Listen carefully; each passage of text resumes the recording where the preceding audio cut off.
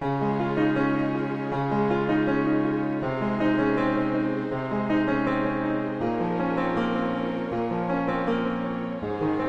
lumiliit na nga ang mundo ni Senator Bato de la Rosa. Ito nga ay matapos na ilabas ng ICC ang warrant of arrest laban dito. Ayon sa balita, natagpuan na di umano ang senador at napansin umano ng kinauukulan na tila may kakaiba sa kinikilos nito. Ayon sa netizens, tila nawala na daw sa sarili ang senador at tila inisip daw nito ng husto na matutulad na din ito sa sinasapit ngayon ni dating Pangulong Rodrigo Duterte sa kamay ng ICC. Narito, panoorin ang video. Last communication ko sa kanya, yung right before the break, nung nag-break. Tapos 'di ba yung right before mag-resume, doon lumabas na baka may warrant. Hindi ko na siya nakausap or hindi ko na siya nakatext. Pero sir, can you confirm yung sinabi niya na nakipagbiroan daw siya sa group chat? Sabi ni Senator Ping na nakipagbiroan daw sa group chat niya. Hindi ako masyadong active dun sa all members eh. Ang nakita kong text niya nga nung yung kinikwento ni Sen Ping na dapat hindi naka-zoom si Zaldico. Yun ang nakita ko. Kung may meron siyang after that, hindi ko nakita. Oh. But I'll make it simple ha. Kung may lumabas na warrant arrest against a senator, dapat niya harapin yun. Kung may kaaway siya, whether nagseselos na asawa, whether negosyante na naka-negosyo niya na nagkahiwalay sila, whether media na nagkasagutan, dapat harapin niya, dapat pumasok siya. Diba? Anong exception doon? Of course, kung may sakit. Okay. But this is a different case. This is a case where the Senate itself, the leadership, kaming lahat, minority, majority, should stand up for a senator and ask, is he getting the legal protection that every Filipino should do? Ang hinihingi lang ni Senator Bato katiyakan na kung may warrant of arrest, makakapunta muna siya sa Philippine courts. So sino po sa inyo ang hindi papasok pag sinabi sa inyong, pag nandito kayo, huhulihin kayo, dadalhin na kayo sa Hague? Sino sa inyo dito pag sinabing, boss, kung may papatay sa inyo, kung halimbawa may humahabol sa inyo, napatayan, tapos sinabing, pag nasa Senate ka, walang gwardiya dito o walang makikialam. Di ba? Yung personal safety at liberty ng bawat isa, nasa Constitution yun eh. So iba yun. So pag sinabi mo, halimbawa, si Senator X, may warrant of arrest, hindi pumapasok, ay sabay-sabay tayong lahat. Hindi, dapat harapin mo, kasi Philippine court yun eh. Kung may asawa na hinahabol ka kasi may ginawa kang masama, ay harapin mo. May security naman dito, may bodyguard ka, pero pumasok ka, huwag ka magtago. Pero yung nangyayari ngayon na baka meron, baka wala na ICC, tapos ang sabi ng DOJ, pwedeng voluntary siyang ganon. So, sino sa inyo dito? Kung tingin nyo, bigla kayong aresto, bigla na lang kayo dadating sa Hague, nandito kayo sa Senate ngayon? Ang nagkulang, hindi si Senator Bato. I'm not saying tama ginagawa niya. Ang sinasabi ko, tayo, yung Philippine government at Senado, nagkukulang. Sir, agree na magtago na lang siya kung ayaw niyang nasa Boracay? That's his call, that's not my call. I'm just saying, I always put myself in the other person's shoes before I said kung tama't mali. So kung may papatay sa akin, and hinarap ko yun. In many administrations, may death threat. Pero parating sinabi ni Senate, sir, pag dito, pagtatanggol ka namin. Di ba? Yung sinabing, baka bigla kang arestuhin. Ay sir, kung warrant of arrest yan, hindi kami papayag. Di ba? Yung liberty mo protected. Baka biglang dumating dito, mag-defend ng DND budget, biglang huliin, biglang daling sa Hague, wala kang kalaban-laban. Sir, do you think it is high time to revisit the Senate rules? Lalo dun sa hindi naman applicable sa mga lawmakers, yung no work, no pay, just like the ordinary workers? Actually, mas mahal pa nga yung, if you ask Senator Bato, he'd rather be here every day. It's not a choice in his case. Diba? He'd rather be here, no? So, I mean, madaling sabihin yan no work, no pay. Unang-una, your work is not only here. Diba? And for example, paano kung may sakit? Or paano kung halimbawa may COVID or whatever, nag-Zoom, nag-attend pa rin, taking meetings pa rin, etc. So, I will agree with you in general. But hindi yan ang pinag-uusapan. Hindi to no work, no pay. Hindi siya makatapak dito kasi walang guarantee na hindi siya aresto rin at i-deport sa Hague na walang say ang Philippine courts. Wala akong problema kung sasabihin na ng gobyerno. Hindi. Pag hinuli yan, pwede siya pumuntang korte. O, kami mismo sa minority, at least ako, hamunin ko siya, pumasok ka. Responsibility mo yan. Ang call po ba ng minority for the Senate President to give a categorical statement on this issue? No, that's my personal opinion, that the leadership of the Senate should always protect the rights of every single Filipino. Baka sa kanila, ang view nila pwedeng dalhin sa Hague. Ako, hindi yun ang view ko. Never ko view na, abogado ako eh. So never ko pwedeng maging view na inutil ang Philippine courts. Wala pa akong nakikitang treaty o batas natin na pwedeng damputin ka na lang. Kahit dun sa mga treaties natin na pagka yung may crime dito, may crime doon, tapos pwede kang dalhin doon. Pwede ka munang dumulog sa korte natin. Kaya naalala nyo si Congressman Jimenez, di ba? So US na yon. Pero kailangan yung korte dito magdesisyon muna kung tama yung extradition niya. Sir, do you agree dun sa sabi ni ST na pwedeng sampahan ng ethics complaint itong si Senator Bato sa hindi pagpasok sa Senate? Lahat pwede sampahan. Pero napaka-illogical naman na paparusahan mo siya na yung liberty at life niya ay nandun. So, parang mo sinabing, pwede ba i-expel yung isang bata sa school kung hindi pumapasok? Kung sinabi ng principal, yung bata na yan may papatay, hindi ko siya mapoprotektan. Ikaw magulang, papayagan mo siyang pumasok doon? Tapos, itre-threaten nila, expel, nasa records niya, na-expel siya. Ikaw nagsabing hindi mo mapoprotektahan eh. So napaka-illogical na mag-prosper yung ethics case. Yung mag-file pwede. Lahat naman ng klaseng pagfa-file pwede. Ang question, may ground ba? Ano nga yung ground? May threat siya against his liberty. Pero sir, under Senate rules, meron bang sanction yung ganito katagal na absence ng isang senator? Ano kasi ito extraordinary, kasi wala naman tayong ibang case na may ganyan threat eh. Diba, kahit sabihin mo nga personal threat, hinahabol ka ng, meron kang utang, hinahabol ka, papatayin ka, may nakaaway ka, papatayin ka, o kaya court. Diba, so for example, when Senator De Lima, diba, nag-usap lang kailan lalabas, yung naalala ko noon yung mga progressive groups panahon ni GMA nandun sa House, may usapan, di ba? Pero humarap sila. Kasi nga, that was a Philippine court, di ba? Pero sir, under Senate rules, meron bang certain parang provision or line na nagsasabi na may parusa sa senator na hindi makakapasok within a period of time? Hindi. I don't know if si Senator Ping noon, di ba nung kinasuhan siya nung kay Senator Leila, sabi din niya, walang hustisya na mangyayari habang sila nandyan. So, nag-appear siya nung kay President Pinoy na. But si Senator Ping mismo nagsabing, hindi madaling magtago, mahirap. Mahirap talaga. First question, Eden Santos, Net25. Yusek, good morning po. Any reaction po from the palace regarding po dun sa 14 million pesos na uncollected expenses po ng Marcos administration sa kanilang foreign trips na filag po ng COA? Mm-hmm. Actually po, lumalabas po dito sa COA report or sa nabanggit na anunsyo or pag-flag ng COA. Ang COA, ang OFW ang may receivables. So, dapat ang OP ang babayaran ng ibang mga ahensya. Okay? Ito po ang masasabi natin patungkol dyan, and I quote, "Collection letters were already issued in April and May 2025. Of the said amount, 7,887,555.64 or 55% were already collected to date. The OP consistently monitors the outstanding bills through monthly aging report and sending of collection demand letters." End of quote. Pero po Yusek, parang inabonohan po ba muna ito ng Office of the President, yung gastusin sa foreign trips ng mga iba't ibang government agencies, tapos po tsaka lang babayaran? Parang ganun po yung nangyari? Ganun po. Ganun po ang nangyayari. So hindi pa po sila Kasi kailangan pong bayaran. Kasi kung hindi mo nababayaran, hindi po aandar ang pagtrabaho ng OP.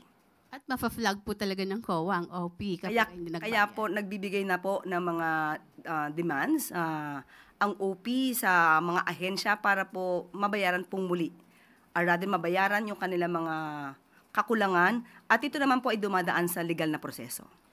Meron po bang deadline na sinet ang OP para po makapagbayad na itong mga iba't ibang government agencies na ito? Meron po, nasa demand letter po nila, sa collection letter nila, para po matugunan agad ng mga ahensya. At alam naman din po natin sa gobyerno, paminsan-minsan, may mga sinusunod na proseso. Ilan po yung deadline kung alam po ninyo? Hahanapin ko po muna yung demand letter para po mabigyan ko po kayo ng update patungkol po dyan. Thank you po. Thank you po. Follow-up question, Maricel Halili, TV5.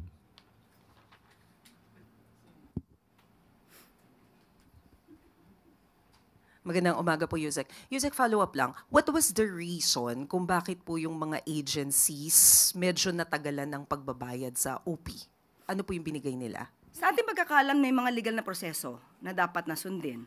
At aalamin din po natin, kaya po sinabi nga po natin, collection letters pa lang ay meron na po as early as April and May 2025. So hahanapin po natin at titignan po natin kung ano yung mga reasons kung bakit nag-delay ang kanilang pagsusumite ng mga payments para sa OP. But ideally, ano po ba usually yung average period na binibigay dito sa mga departments? For example, dito sa ganitong sitwasyon na pinapalawalan ng OP, yung supposedly ay budget na galing sa kanila. Depende po sa sitwasyon.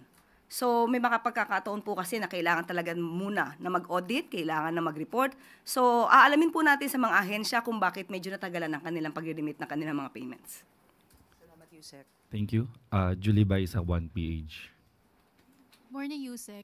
Yusek, PCIJ reported na isa daw po sa nangunang beneficiaries ng allocable funds ng DPWH and district ni Ilocos Norte 1st District Congressman na Sandro Marcos from 2023 to 2025. Baka nakarating na po ba to sa Pangulo or may comment? Kasi sinasabi po, mukhang politicized daw yung pagpopondo dahil mataas yung nakuha ng 1st District ng Ilocos Norte kahit na mas mababa yung population as compared with, for example, Rizal na mas mataas yung population pero mas konti yung allocable funds.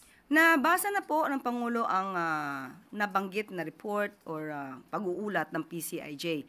But as of now, I cannot speak for in behalf of Congressman Sandro Marcos. At sabi naman po niya, siya po ang nagboluntaryo. Kung ano man po ang issue sa kanya, siya mismo ang pupunta sa ICI para maimbestigan po siya. Bigyan lamang po siya ng date para po magkaroon ng tamang schedule. Si Presidente po, anong comment, Yusek, dun sa report?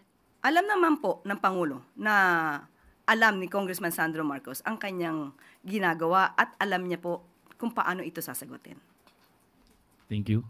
Follow-up question, Jean Mangalus, Philstar.com.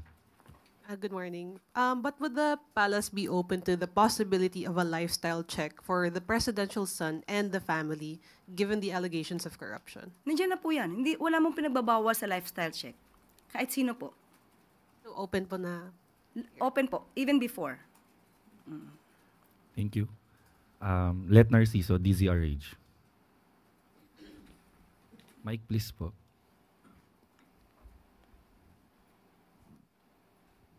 Good morning, Yusek. Ma'am, hingi lang po kami ng reaksyon ng Malacanang dun sa pagsuspende ng Kamara kay Congressman Kiko Barzaga. Decision po yan ng House of Representatives. So, yan po ay nalaman na po kung ano po naging desisyon. So, ginagalang po ng Pangulo kung ano man ang desisyon ng House of Representatives. Ang dating po kasi kay Congressman Barzaga ay sinuspindi siya. Bagamat Kamara yung nagpataw ng suspension ay sinuspindi siya ng Administrasyong Marcos na maraming kaalyado sa Kamara dahil dun sa pagiging critical niya sa Presidente. Ano pong masasabi ng palasyo? In other words, sinasabit niya ang pangalan po ni Pangulo dahil sa kanyang pagkakasuspindi. Yes po. Unang-una po yung mga lewd photos na kanyang pinost. Hindi naman po kasama ang Pangulo nung ito ay kanyang ginawa. Hindi naman kasama ang Pangulo nung ito'y pinost. At yung mga sinasabi niya mga umanong disinformation laban sa AFP, hindi rin po yata kasama ang Pangulo sa kanyang mga umanong disinformation. So sa ating nakikita rito, ginagamit lamang ang pangalan ni Pangulong Marcos Jr. para ma-justify ang kanyang mga ginagawang disinformation. Thank you. Alvin Baltasar, Radyo Pilipinas. Yusek, good morning po, Yusek. Yusek, is the government considering na maglabas ng reward o pabuya para mabilis na madakip si dating Congressman Saldico?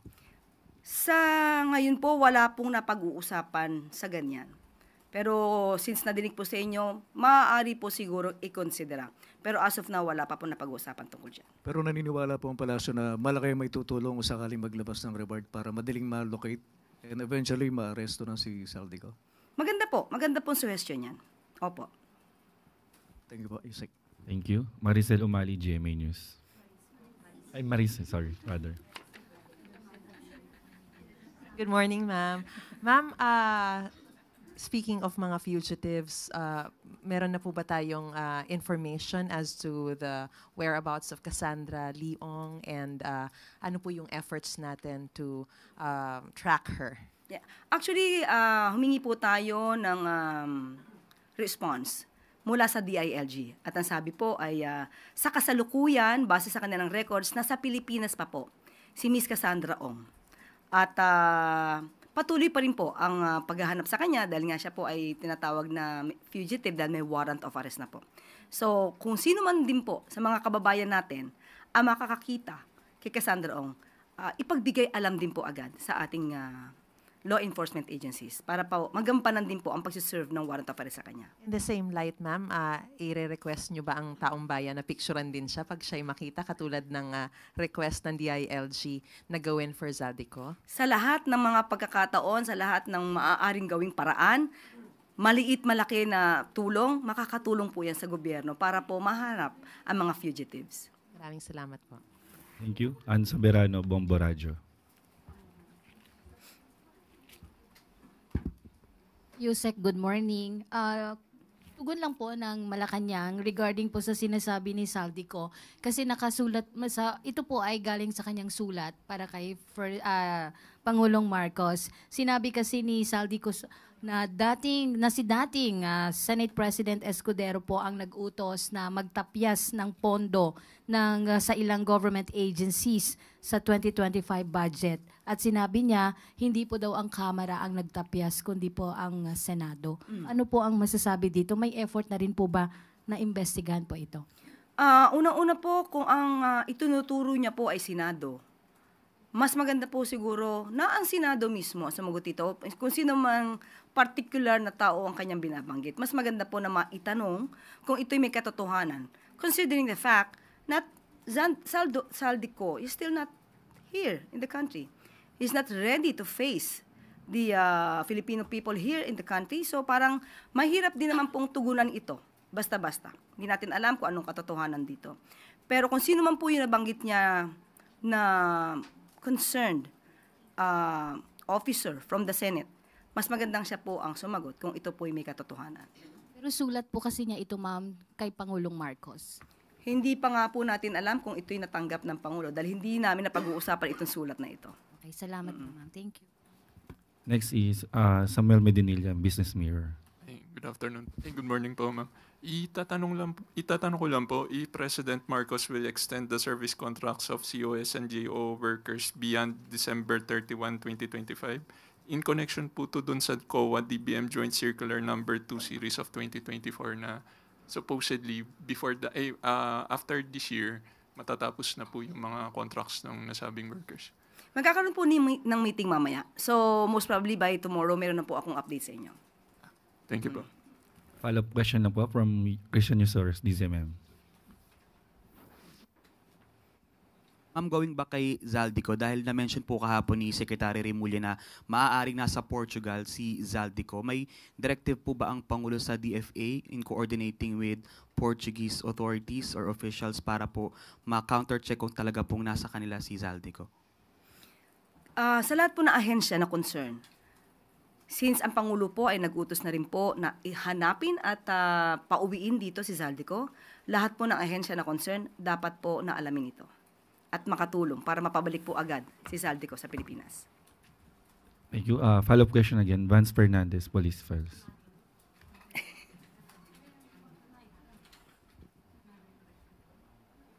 Yes, ma'am. BP Sara Duterte says that she will fight against greedy of certain high-ranking officials in the government. Any comment on this? Again, she will what? fight. Fight what? Against greedy of a certain high-ranking officials in the government.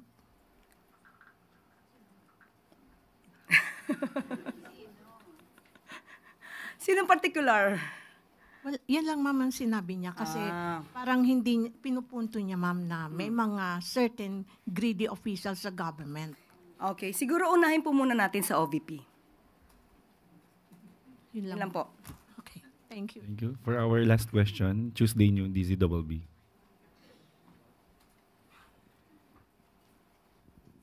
Good morning, ma'am. Ma'am, may mahahalagang position po sa palasyo na hindi pa napupunan like Office of the Chief Presidential Legal Counsel at saka yung PLLO. Mayroon na po bang kapalit sa mga pwestong ito? Mamaya po magkakaroon kami ng meeting at maaari ko pong itanong yan. Sa ngayon po ay wala pa pong nababanggit sa amin. Doon po sa MECO, ma'am, parang mayroon na kaming narinig na mayroon nang naiupo doon, hindi pa po naia-anunsyo. Hindi pa po na ibibigay muli sa akin. Kapag ka po na ibigay sa akin ng pinakadetalye, ibibigay ko po agad sa inyo. Last question, ma'am. Sa Senate, ma'am, sabi po ni Senator Win Gatchalian, parang kapos na sa panahon para maipasa itong 2026 pambansang budget.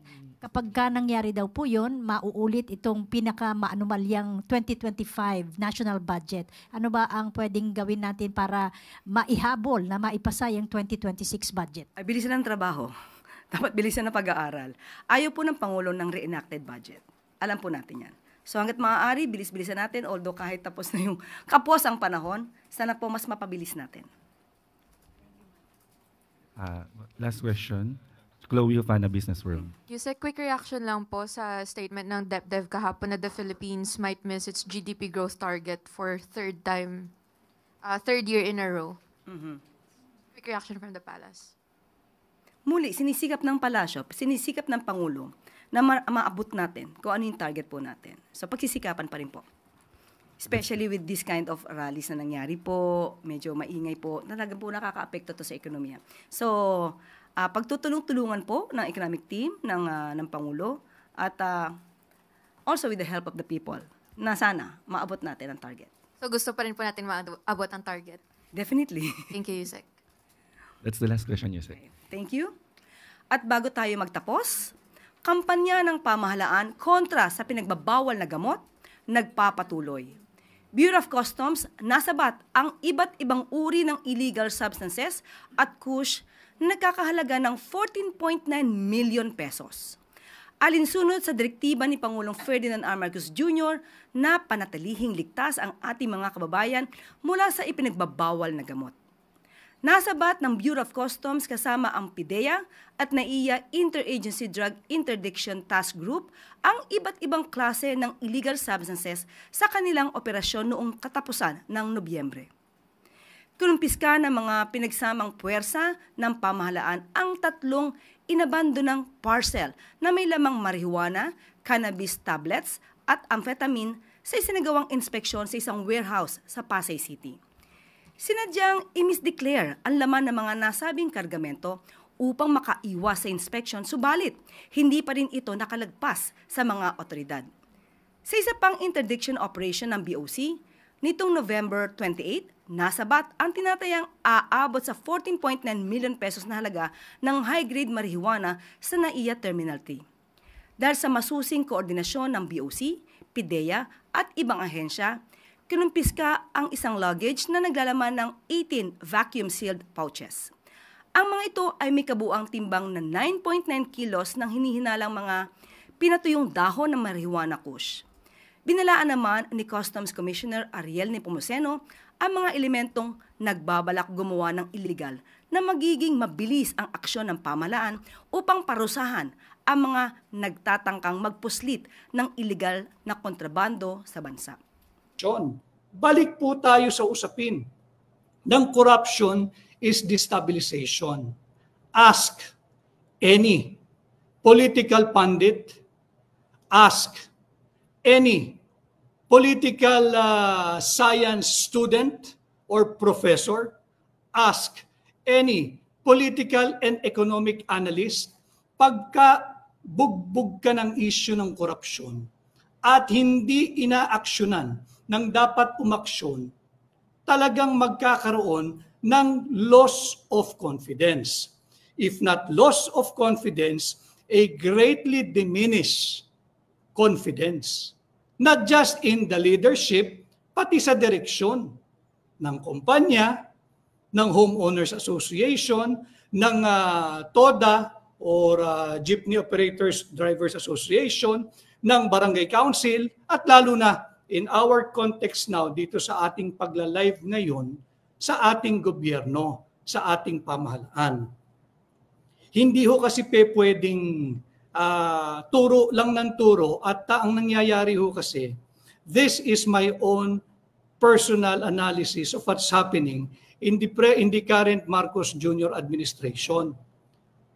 Wala pong nag-iisip ng long term kung saan dadalhin yung tamang direksyon ng Marcos Jr. administration. So for every issue, ang gagawin pagtakpan.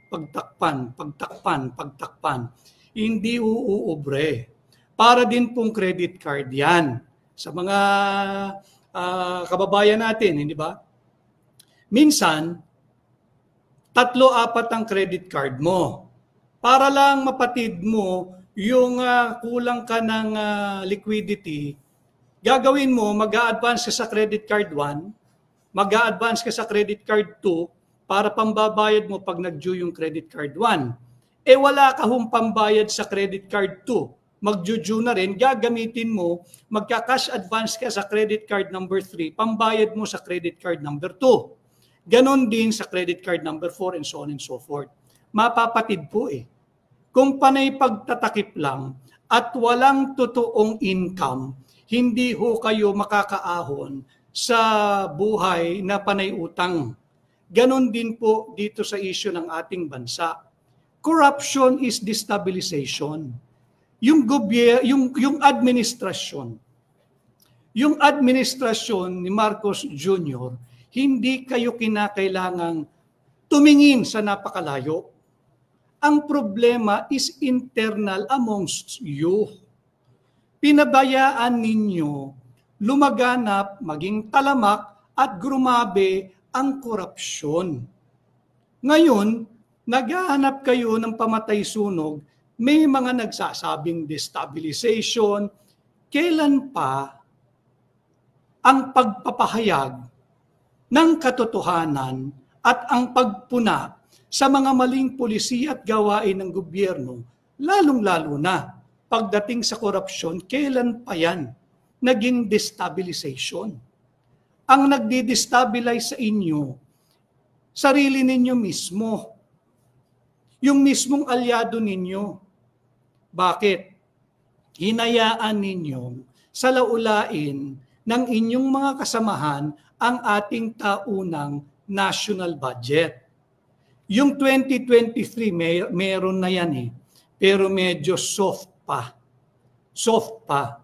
Ayokong sabihin, dapat zero tolerance tayo sa corruption. But I think yung 2023, medyo maliho ito pero medyo within threshold pa ng pwede mong tanggaping level ng corruption. Sumobra ho noong 2024 At higit talagang binira yung 2025 proposed national budget. Di ba? Pinirmahan pa ni Bongbong Marcos. Doon nagsimula yung problemang yan. Late lang po ako, kulang tayo sa mga papakita sana sa inyo. Di ba meron silang pinakita na picture noong December 26 na ang terminology ginamit nila, masusing pinag-aaralan ang panukalang budget for 2025. This was December 26 of 2024 na masusing pinag-aaralan yung proposed budget. Talagang kada pahina, apparently binasa, in-scrutinize, pinag-aralan. Ito nga ho nung sumabog na sa mukha nila, yung flood control funds anomaly, yung anomalous at ghost flood control projects, pati na, yung mga substandard flood control projects, eto na. naghahanap na naman ng matuturo, naghahanap naman ng masasangkalan. Anong gagawin ninyo? Kung yung mismong kalikasan na ang nagfa-fact check sa napakaraming pagtatakip ninyo. Di ba? Sunod-sunod dyan eh. Hindi pa nga nakakabawi yung mga kababayan natin sa lalawigan ng Visayas, lalo na sa Cebu sa Lindol, binayo sila nung isang bagyo, bagyong Tino. More than 200 na ating kababayan, patay. Yun ba ay isisisi ninyo sa sambayan ng Pilipinong pumupuna? Yung nagpapahayag ng tinatawag nating legitimate dissent? Pagkatapos nun, dumating itong si Bagyong Uwan. Madami rin ang nasalanta. And last year, hindi ba 200 din, higit kumulang, ang sa ating mga kababayan dyan sa Bicol ang namatay at nalunod. That was few months, I believe. After BBM, sinabi niya na in a very short span of his administration, 5,500 flood control projects na ang kanilang na-implement. Ito po yung katotohanan. So anong dapat nilang gawin? Iapusin ninyo ang katotohanan na mayroong problema sa korupsyon sa ilalim ng inyong administrasyon. And then, maging proactive kayo. Hindi pwedeng may issue, wag nating tanggapin, malinis tayo, hugas kamay tayo, kasalanan ni ganito. 3 taon kalahati na po kayo nandyan eh. Wala pa rin kayong nalalaman? Hindi pa rin kayo may pagkukulang? Ilang trilyong piso na ho ng ating pambansang budget ang naubos. Itong malaki, itong 2025, 1.1 trillion pesos ang inanod sa baha ng korupsyon. Ngayon, nagagalit ang sambayan ng Pilipino. Bakit? Kayo ho, doon sa Kalumpit, Bulacan, hindi na ho lumabas yung tubig baha diyan sa munisipyo ng Kalumpit, Bulacan. Kayo ang nakatira doon. Panay na kayo alipunga. Masaya pa ba kayo? Hindi na kayo makatulog ng maayos dahil ang bahay ninyo hindi na nakakitaan ng tuyong sahig, ng tuyong lupa. Ngayon, nagpapahayag ng sama ng loob yung ating mga kababayan, destabilization ba yun? O karapatan nila sa ilalim ng ating saligang batas? Di ba? Malinaw naman yan. Article 3, Section 4. Pakicheck nyo na lamang ho. Na yung ating freedom of expression ay hindi pwedeng kailanman kitilin. Bakit? Sa isang bansa, kagaya ng ating bansa, and I'd like to believe because I always advocate for anything that is within the constitutional orbit, that is always within the constitutional loop. Balikan ho ninyo yung Article 2, Section 1. Malinaw naman dyan di ba? Na tayo raw po ay isang malaya at demokratikong bansa at ang kung saan ang gobyerno ay kumakatawan sa pangangailangan, boses at tinig ng mamamayang Pilipino. So, kung nagsasalita ang sambayan ng Pilipino, bakit naman ninyo sila mamasamain? Yung mga kasama po natin na live ngayon, yung mga trolls, huwag nyo na pong pansinin yun. Yung trolls, welcome kayo, but you're wasting your time. I do not read you at wala akong pakialam kung ano man ang komento ninyo. Sige lang, pasok lang. Ang layunin ng aking munting programa sa social media ay iangat ang kamulatan at iangat ang antas ng pampublikong diskurso, imulat ang kamulatan ng sambayan ng Pilipino upang tayo ay magkaroon ng isang malaya, sanay intelihente o di kaya'y maalam na opinyon, kuro-kuro at paninindigan sa mga mahalagang usaping panlipunan na tumulong tayo sa paghubog ng direksyon ng ating bansa. Wala pong masama doon. At yun po ay hindi destabilization. But one thing I am certain of, whether you are in public office or in private corporation, even cooperative, even homeowners association, corruption will destabilize anyone's administration. Malinaw po iyan. Walang maitutulong ang korupsyon at kurakot. Atras lang po natin. Alam mo ninyo, nung ako ho, ito pala, ipakita natin. Yan. Yan di ba? Thoroughly reviewing. Ayan yan Alam ninyo, I wish Secretary J.P. Ewell sana makarecover. Pero alam ho ninyo, tingnan ho ninyo itong larawang ito. Ako tingin ko lang kung nandito siguro ginawa nilang bahagi bilang Chief Presidential Legal Counsel, si JPE, I don't think he will recommend to BBM na Mr. President, pirmahan mo, maayos yan. I don't think. Sila lang ho Di ba? Was he not invited? Did he decline from participating? Or was he deliberately excluded? Because he is a legal mind, sharp talaga yan. Legal mind yan. Kung inupo nila dyan, si Secretary JPE, si Manong Johnny, I think, I may be wrong, but I think, hindi siya papayag na pirmahan yan ng kanyang pinaglilingkurang presidente. Pinirmahan. Destabilization. Kailan pa ho naging destabilization kung ikay dumulog sa kataas-taasang hukuman at hinihiling mo ipawalang bisa ang invalid, illegal, immoral, unconscionable, and unconstitutional and criminal 2025 national budget. Ang pagtakbo ba sa Korte Suprema ay gawain ng nais i-destabilize ang gobyerno? Di ba?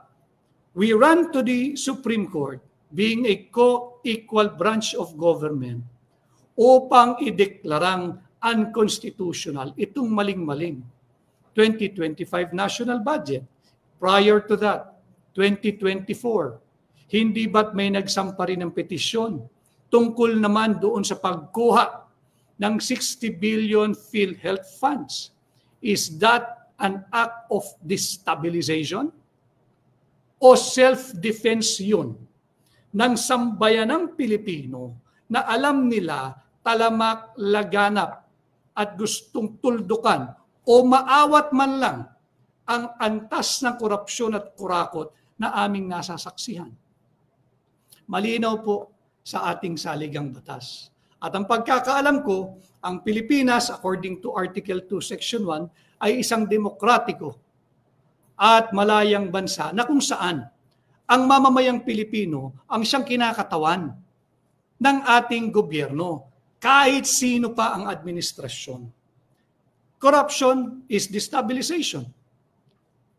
Wala pong, as far as I cannot speak for those who are included in that preposterous list that's been circulated by yung tauna nagpakalat, and then siguro ako papaningin ko meron silang ginamit na magpapakalat.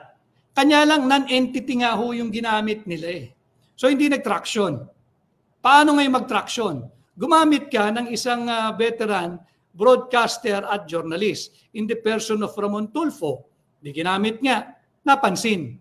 Pero for me, non-issue po I have nothing to deny, I have nothing to explain.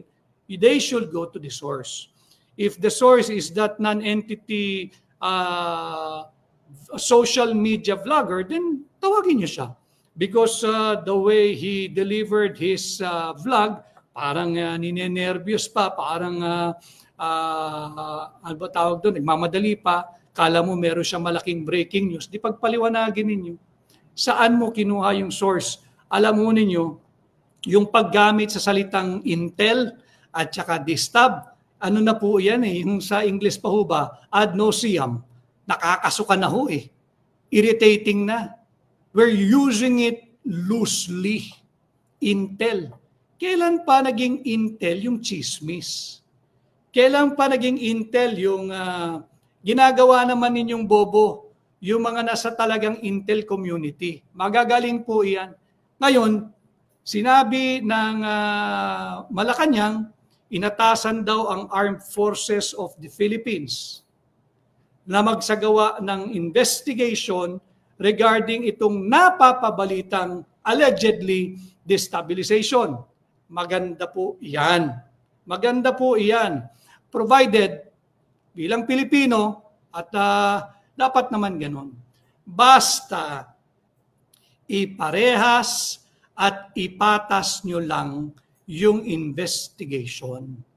Iparehas at ipatas nyo lang yung investigation. Meron lang ho akong ipapakita muna dito. Ang inatasan nila ay ang ating sandatahang lakas. Ulit, yung papakita ko ito muli. Ito po sila Nagbubuwis ng buhay ang ating mga kasundaluhan sa pagbabantay laban sa internal at external threats. Yan po sila, di ba? Nagbubuwis ng buhay. Ang dapat imbestigahan, kung mag-iimbestiga ng patas, parehas, at naayon sa batas ang ating sandatahang lakas, wag na ho kayo magpakalayo-layo. Kung bakit nagkakaroon ng seemingly loss of confidence ang mga mamumuhunan, lokal man o banyaga, dahil sa mga buwisit na hong ito, wag na kayong magpakalayo-layo. Wag tayong in denial. Ito, yung mga nabubuhay sa buwis, yung mga nagnanakaw ng ating buwis, alam niyo naman yun. Ito ho ang dapat imbestigahan ng ating mga gigiting na kasundaluhan, yung tunay na nagbubuwis ng buhay. Diba? Kaya nga po yung aking panawagan nun I-recall na ninyo kung meron mang kayong mga ibinigay na security sa mga VIPs na nadadawit. Hindi nyo po trabaho magbantay ng mga inaakusahang nangungurap ng ating pondo. Ang bantayan po ninyo, you have to protect the Filipino people and the state. Yan po ang mandato ng ating Armed Forces of the Philippines. Fine, good, perfect.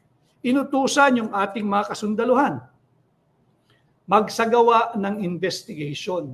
Kaya ko po sinasabi na pagka yung ating pong mga kasundaluhan ay gagawing tama, patas at naayon sa batas ang investigation patungkol sa pabiktima na claim ng administrasyon na meron daw destabilization. Basta patas mga kababayan, ating mga mahal na respected and honorable women and men of the Armed Forces of the Philippines and even the Philippine National Police and even all other law enforcement and uniformed personnel of the government. Basta ho patas. Basta patas. Basta tama. Basta naayon sa batas ang inyong investigation. Yung mga nagbubuwis ng buhay, alam po nyo kung sinong matutumbok nyo na source ng destabilization? Ito pong mga ito. Nabubuhay sa buwis. Etong mga korap na ito, wag na kayong magpakalayo-layo, wag na tayong magpanggap. Galit na po ang mamamayang Pilipino Malibang magalit sila, kayo, pati trolls, kayo, wala ba kayong kamag-anak na hindi na biktima ng baha? Kayo ba hindi na biktima ng baha? Hindi ba kayo galit sa korupsyong nagaganap? Hindi ba kayo galit diyan sa aligasyon? Ang dami. May mga nagsasalita na itong affidavit ni Robert Bernardo ng DPWH. Patawag niyo si Robert. Matutumbok niyo itong mga ito. Then and only then, you will be able to address yung kine-claim ninyong destabilization. Why? How? Mismong mga alyado ninyo ang nagdala sa inyo kung nasaan kayo ngayon. Okay? Para lang klaro tayo. Meron akong mga ipapakita. Ito kakapasok lang din. Ito ba'y destabilization o katotohanan? So destabilizer na rin ang GMA News for showing na higit na bagsak ang halaga ng piso kontra dolyar. Paano yan? Sinong sisisihin natin dyan? Yung mga nagre-report? Di ba? Paano yan? So, dapat natin ilagay sa tamang konteksto. And I hope dito sa ating munting pahina, makatulong tayo in somehow nation building. Paano? Tanggalin ninyo yung hypocrisy. Tanggalin ninyo yung politika. Alam mo ninyo, ito yung sabihin na ninyong kaunting baliktanaw. Sa akin, baliktanaw ho ito eh. Nandiyan po yan.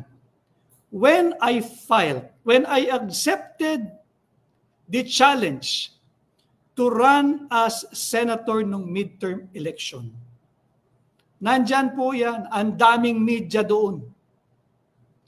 Ang mensahe ko, tinanggap ko ang hamon na kumandidato bilang senador upang ilunsad ang war on corruption.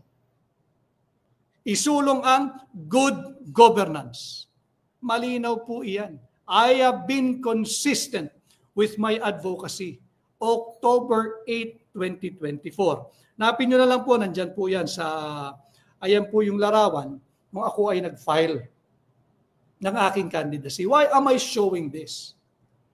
Because I have been consistent. In fact, I dare say, pakikita ko rin po yan ha, ang centerpiece po ng aking pagtanggap ng hamong komandidato bilang senador ay upang isulong yung war on corruption. It's all over. Yung mga nagde-donate po ng t-shirts noon, ng mga billboards, ng mga kung ano-ano na hindi ko na po makikilala personally at hindi ko daw papasalamatan ng personal. Alinaw po niyan eh. Ayan po yung aking, tingnan po niyo yung mensahe. Sa ilalim, laki, ay, paano ba ito? Hindi yung ayan, tingnan niyo. War on corruption, tunay na oposisyon, good governance. And then, what are you suggesting for me to do now? Atras ako sa aking advokasya? No. Bakit? As early as 2024. Atras pa ho natin. January 2024. Nung inilunsad ni Pangulong Duterte yung hakbang ng maiso, ako po'y naimbitahan bilang guests. Ano ho ang sinabi ko noon?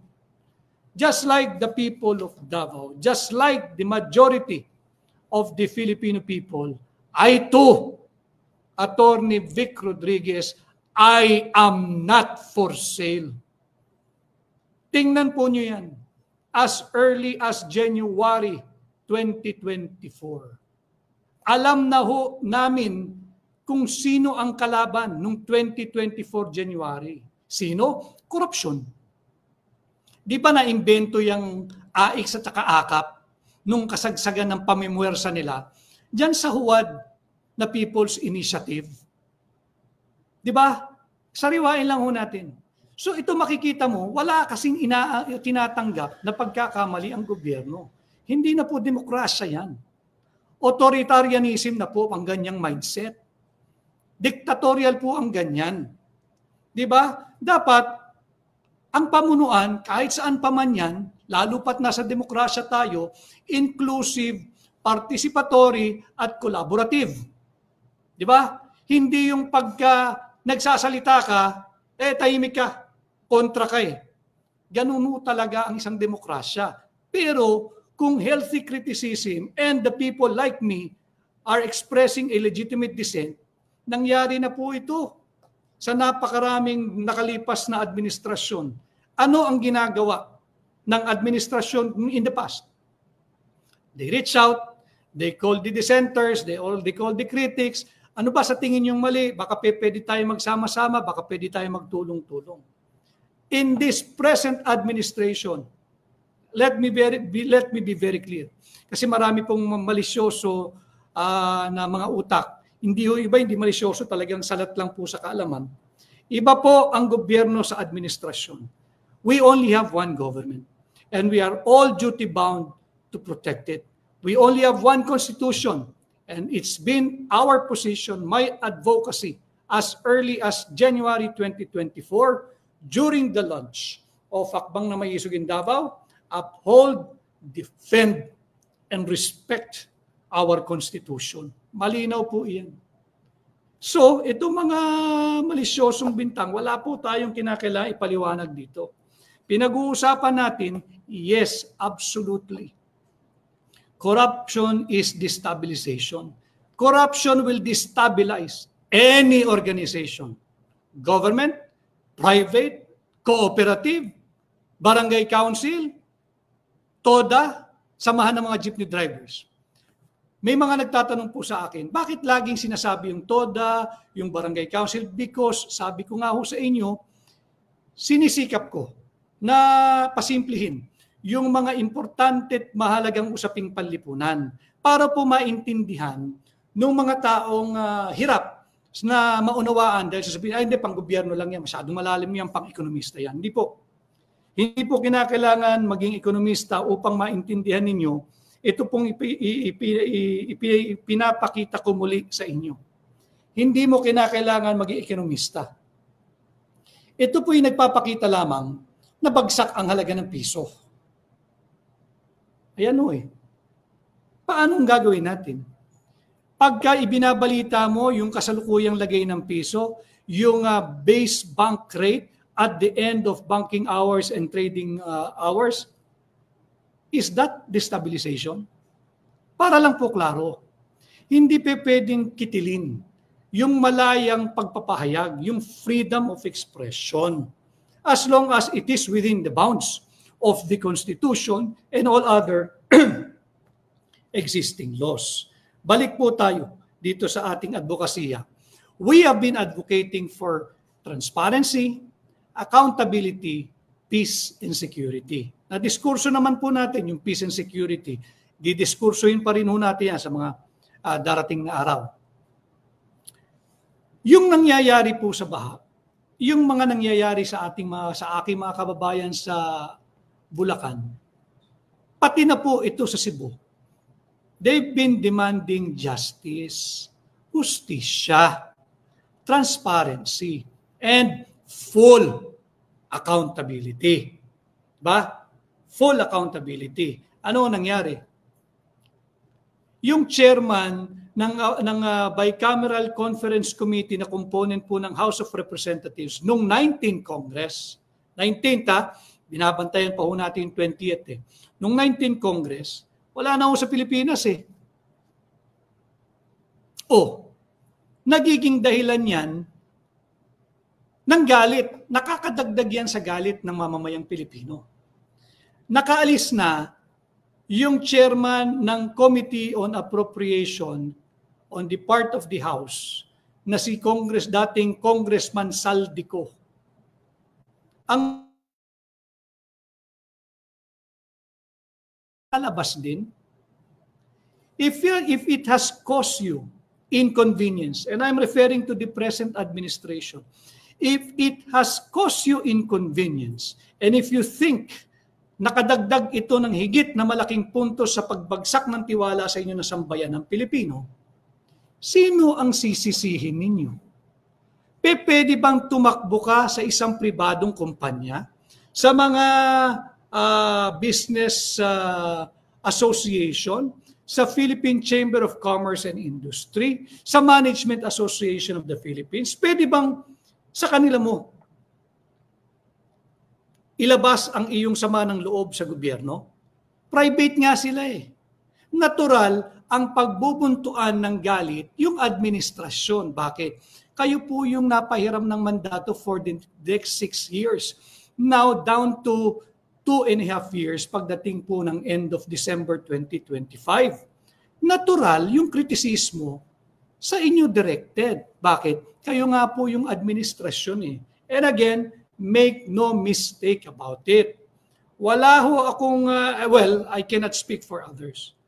But Iba ho yung nagpapahayag ng isang lehitimong kritisismo sa mga pagmamalabis at korupsyon at kurakot na nagaganap sa kasalukuyang administrasyon. Iba rin ho yung nananawagan na pabagsakin ng gobyerno. Klaro po yun, ha? When you're calling out the administration is just a steward of our government. Our government is the Republic of the Philippines. Go back to Article 2, Section 1. Anong nakalagay doon? Sovereignty resides in the people and all government authority emanates from them. Oh, malinaw yun eh. Lahat ng kapangyarihang pansamantala ninyong tinatamasa, halal ka man, o appointed o hangal, yan po'y nagmumula sa sambayan ng Pilipino. Dahil sa kanila nagmumula ang lahat ng kapangyarihan na pansamantala ninyong ginagamit at pinangangasiwaan. Hindi po yan lisensya para umabuso. Hindi po yan lisensya para maglaganap ang kurakot at korupsyon. Para po tayo klaro dyan. Pakikita ko rin po sa inyo ito, ha. Ito po rin yung isa kong campaign material. Huwag nyo nang tingnan yung aking pagmumukha dyan. Ito na lang ho. Yung message na lang ho sa ilalim. War on corruption, di ba? True opposition, good governance. If I stick, and I'm sticking and will stick with my core advocacies, that is not destabilization. Karapatan ko yun. Huwag ninyong tatanggalin sa akin iyon. For as long as my advocacies, I'm pushing for my advocacies within the bounds and limits of the law, most especially the Constitution, hindi ninyo pwedeng kitilin ang aking karapatang magsalita. Pakikita ko po sa inyo ito, ha. Para lang ho matauhan, pati yung mag-iimbestigang AFP daw. Ito yung, pakinggan yung sambayan ng Pilipino. Hindi po, wala pala akong signal. Ito. Yung mga nagme-message, mamaya na ho kayo mag-message at makikita lang yung mga pangalan. We want the big ones. Ulitin ho natin, ha. Ito.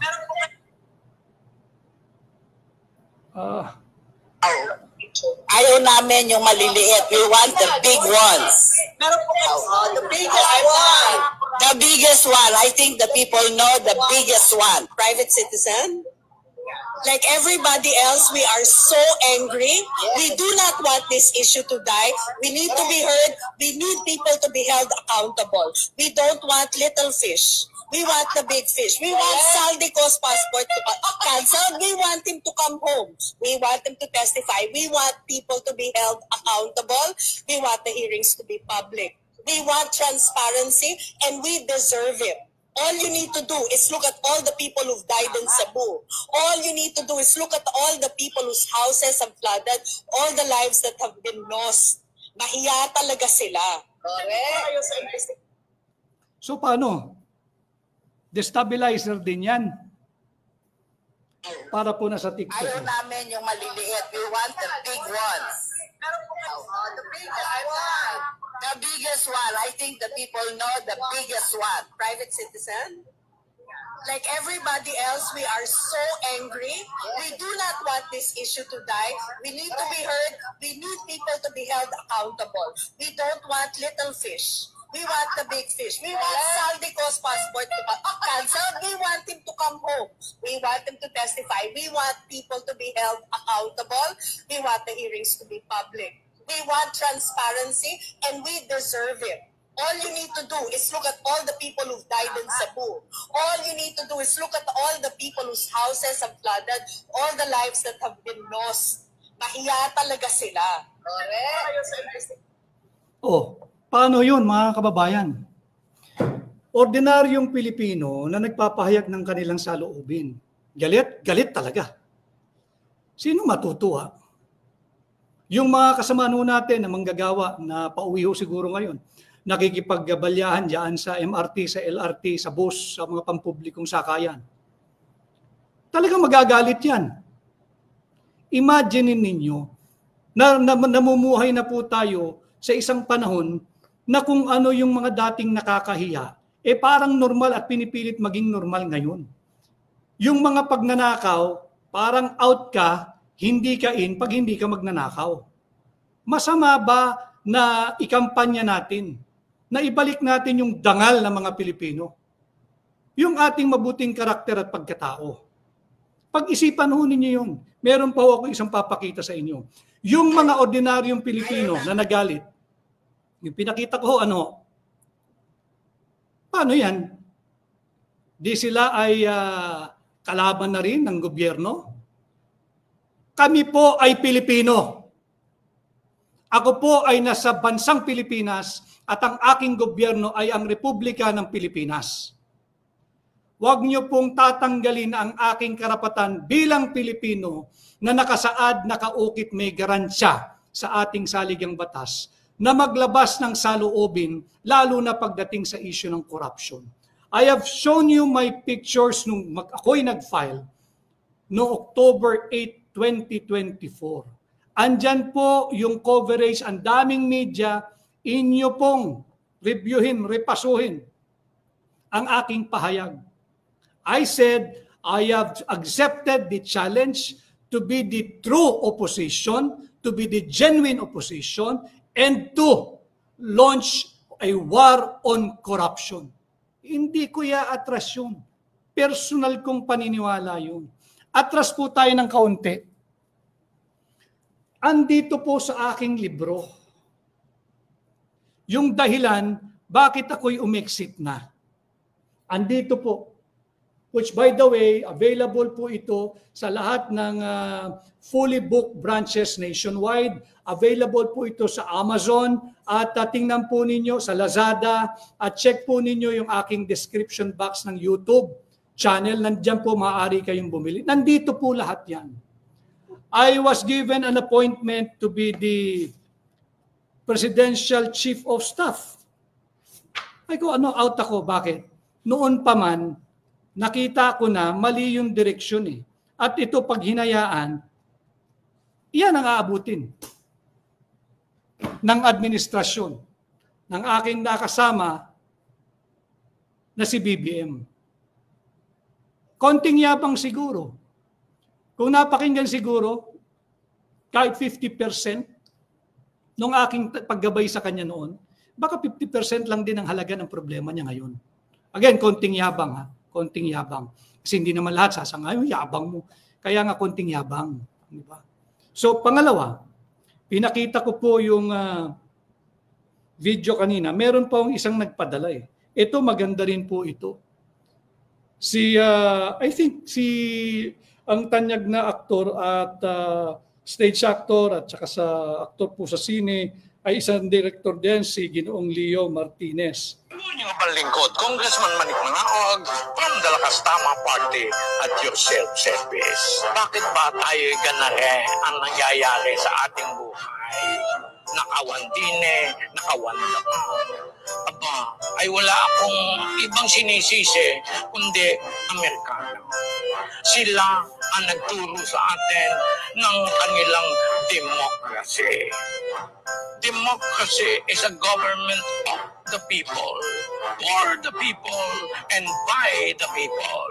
Kaya iyon ang nangyari sa atin, of the people. I-off mo ang tao. Huwag mo silang papakinggan. Huwag mo silang tuturuan.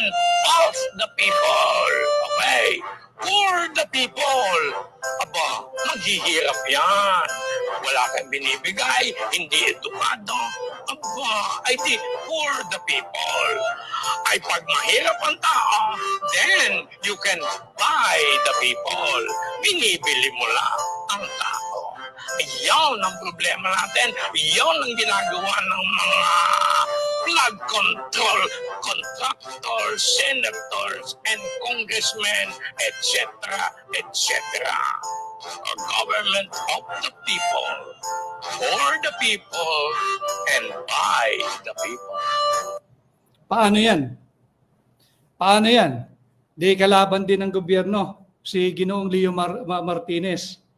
Pakita ko lang ho sa mga nasa TikTok na. Congressman Manik Manaog from the Lakas Tama Party at yourself, Sepis. Bakit ba tayo ganare ang nangyayari sa ating buhay? Nakawandine, nakawanda pa. Aba, ay wala akong ibang sinisisi kundi Amerikano. Sila ang nagturo sa atin ng kanilang democracy. Democracy is a government of the people, for the people, and by the people. Kaya iyon ang nangyari sa atin, of the people. I-off mo ang tao. Huwag mo silang papakinggan. Huwag mo silang tuturuan. Of the people. Okay? For the people. Aba, maghihirap yan. Wala kang binibigay, hindi edukado. Aba, I think for the people. Ay pag mahirap ang tao, then you can buy the people. Binibili mo lang ang tao. Iyon ang problema natin. Iyon ang ginagawa ng mga flood control contractors, senators, and congressmen, etc., etc. A government of the people, for the people, and by the people. O yun ho eh. Ang dami nang nagpapahayag ng kanilang saloobin. Hindi na pwedeng manhid, bulag, pipi at bingi ang pamahalaan, ang administrasyon ni Bongbong Marcos. You have to reach out at tanggalin na yung inyong mga blinders. Kahit alyado, nagkasala, nagnakaw, galit na ang mamamayang Pilipino. Ulitin ko ha, inatasan yung sandatahang lakas, yung ating magigiting na miyembro ng Armed Forces of the Philippines na mag-imbestiga. Fine, good, perfect. Pagkat ito sila eh. Sila yung mga nagbubuwis ng buhay. Diba? Yan. Pati pamilya nila nagsasakripisyo. Di alam kung kailan makakauwi o kung makakauwi pa. Yun po talaga yung social contract na pinirmahan ng ating mga kasundaluhan eh. Pati police, pati yung members of the other law enforcement units. Hindi po biro-biro yung kanilang trabaho eh. Kasama sa pagpirma nila ng social contract with the people na bantayan ang ating seguridad, ang ating laban sa internal and external threat, kasama po dun sa kanilang pinirmahan na maaari silang mamatay in the performance of their duty. Pag nag-imbestiga ho kayo ng tama, ng patas, ng naaayon sa batas at saligang batas, tumbok nyo eh. Tumbok nyo ho ito. Kung nakakaramdam ng some sense of instability ang Marcos Jr. administration, it's because of these people. Yapusin ninyo ang katotohanan. Yapusin ninyo ang katotohanan. Now, kung yung pagpapalabas ninyo ng malisyosong bintang na yan, ay sa tingin ninyo'y mananahimik yung mga nagpapahayag ng saloobin, well, again, I can only speak for myself. Hindi po. I am exercising my rights that is guaranteed, written, and enshrined in our Constitution. And there is nothing wrong with that. There is nothing criminal. There is nothing illegal. There is nothing unconstitutional. Malinaw po tayo dyan. Ano? So, yan yung ating mga pinag-uusapan. Yung mga pinakita kong videos, paano po yun? Diba? Now, pinakita ko kanina, yung mga kakapasok lamang, hindi ko rin napakita sa TikTok. Ito po yung halaga ngayon. Napakita ko yata. Lowest po ito. Ang halaga ng ating palitan ng piso kontra dolyar. Now, bakit po umabot sa ganyan? Wala nga pong kumpiyansa yung mga mamumuhunan. At wala pong umiikot. Anong proof? Hindi po kasi ito yung ating pong tinig maisog. Hindi po ito basta kwentuhan lamang. Pinakita ko na ho nung isang araw sa aking pagpo-post. Malinaw po yung aking posts eh. In fact, I think more than nauna ho akong sumagot, but sumagot ho ako sa pamamaraan ng aking pagsasalita at pagtalakay sa mga bagay-bagay. Sinabi ko po eh, para lang po klaro ano, But since ang dami yung nangangamusta, pati again si Michael Santillan ng One News Channel, nagtatrabaho po siya, hindi lang ho talaga na hindi lang po talaga umabot sa oras.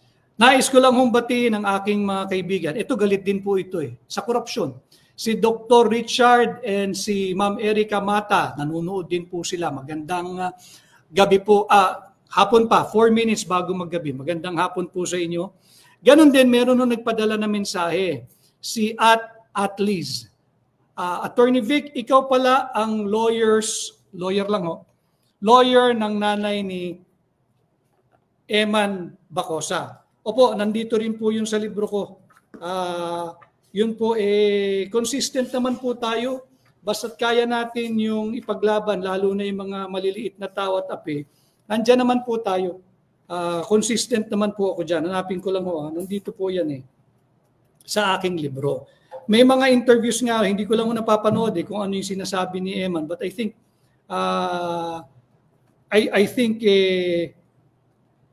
hanapin ko lang pasensya na.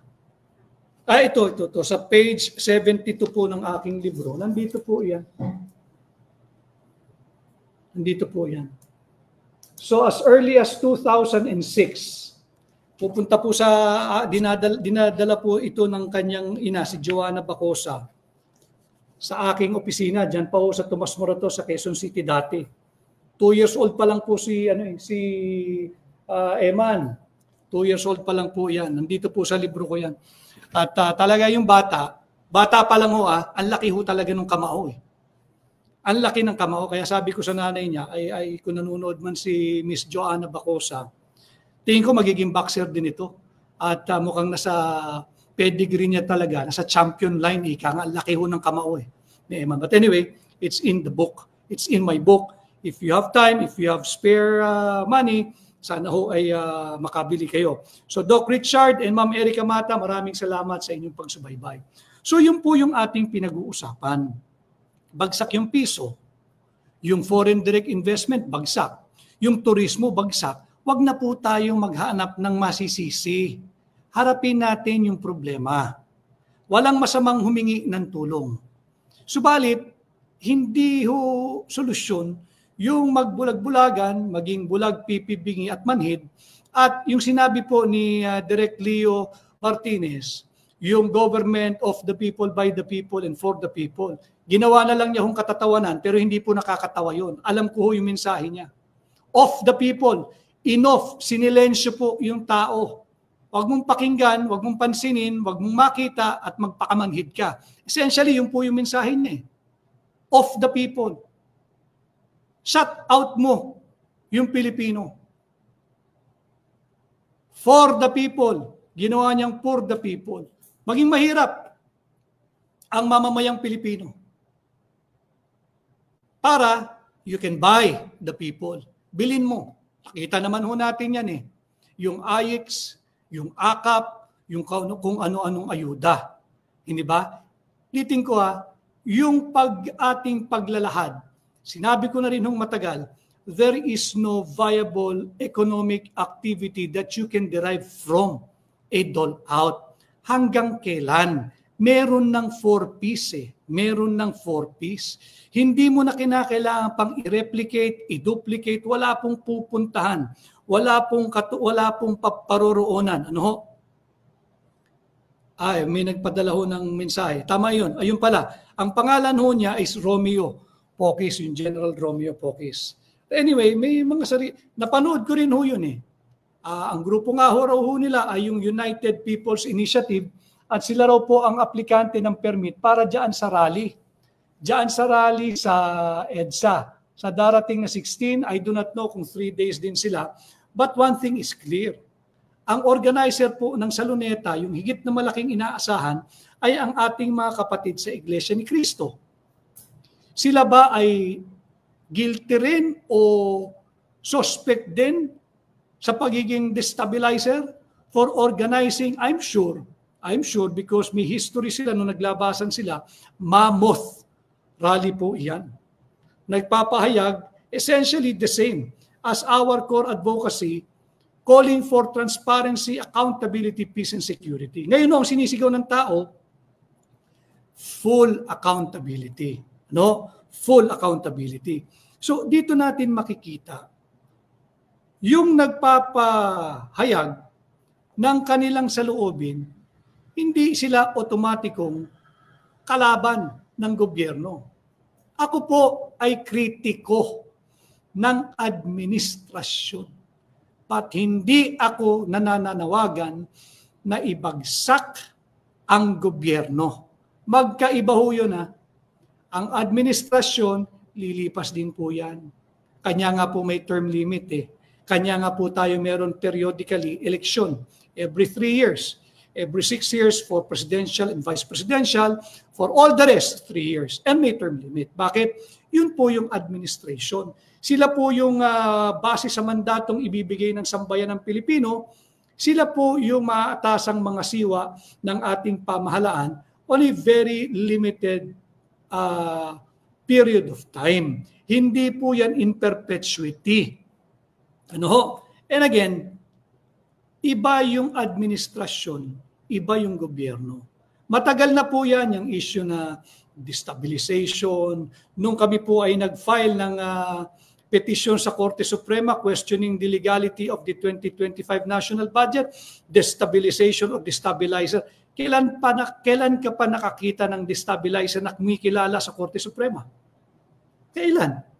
Kailan ka pa nakakita ng destabilizer advocating, calling for the upholding, the observation, the respect, and the defense of our Constitution? Kailan? Kailan? Kanya ito po lahat, alam ho ninyo, I agree with Manong Chavit yung interview kanina.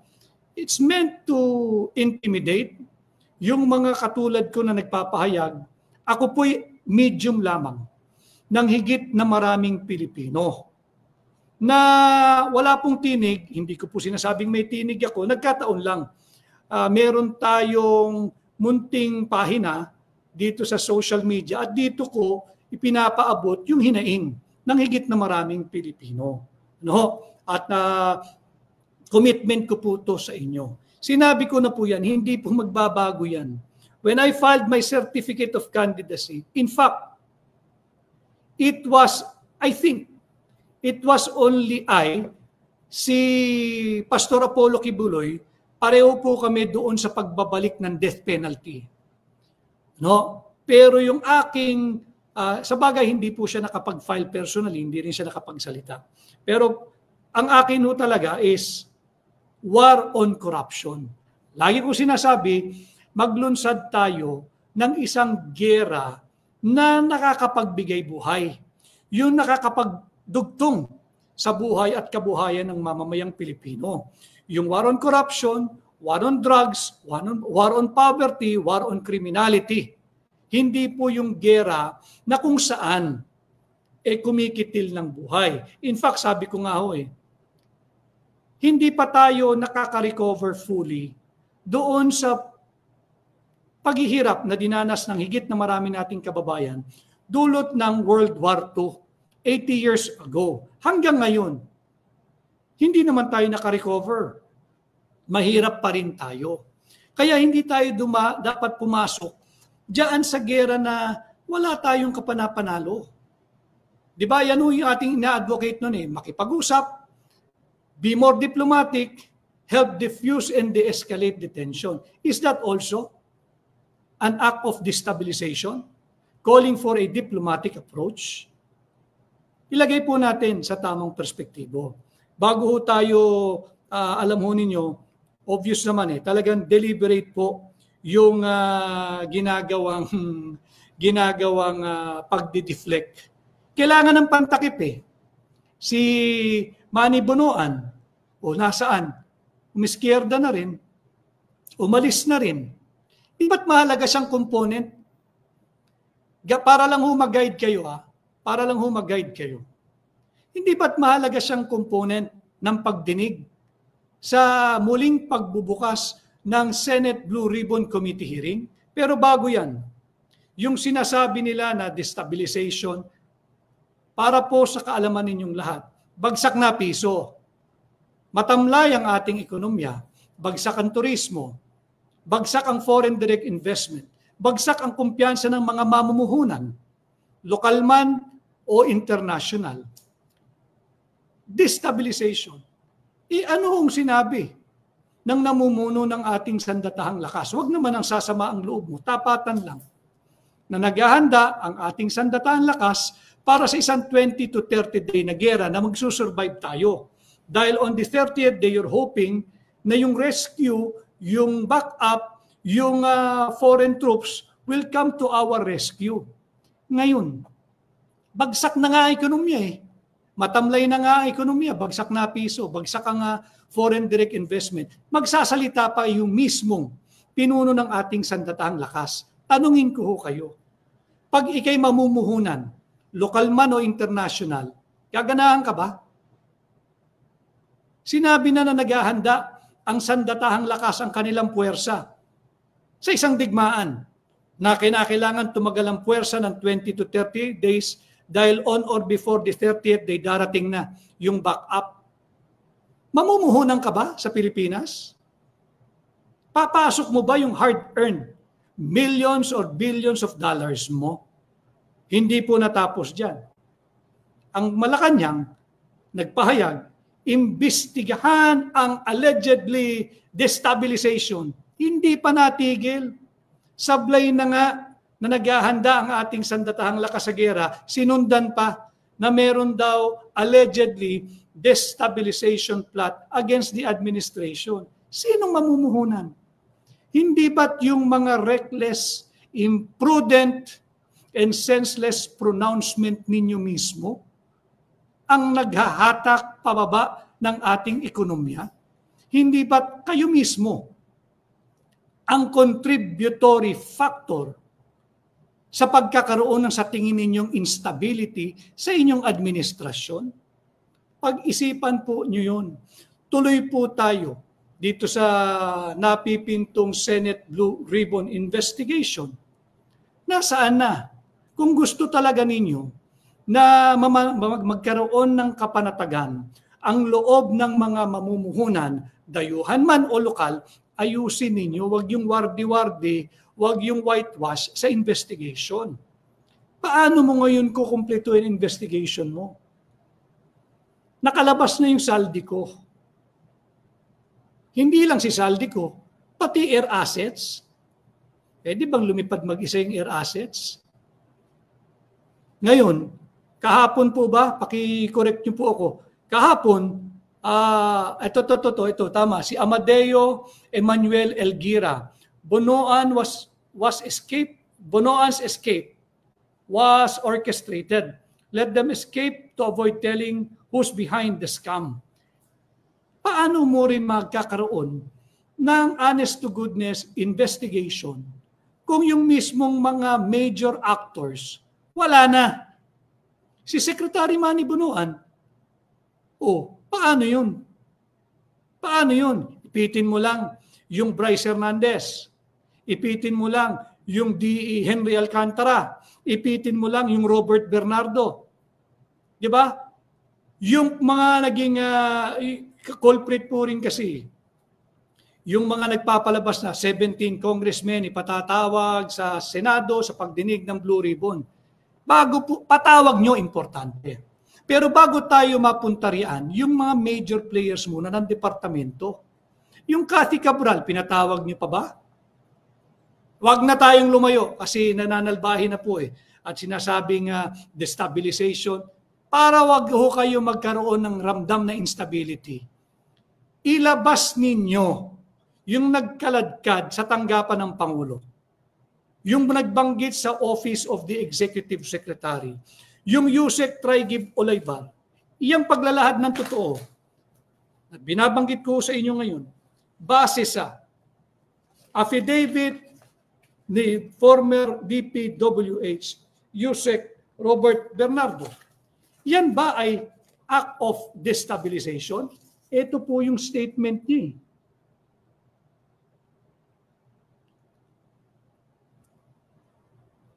Para ho hindi tayo ipokrito. ayusin ninyo ang gusto ng tao. Binanggit po ng mga ordinaryong Pilipino kanina eh. Ano raw ho ang gusto nila?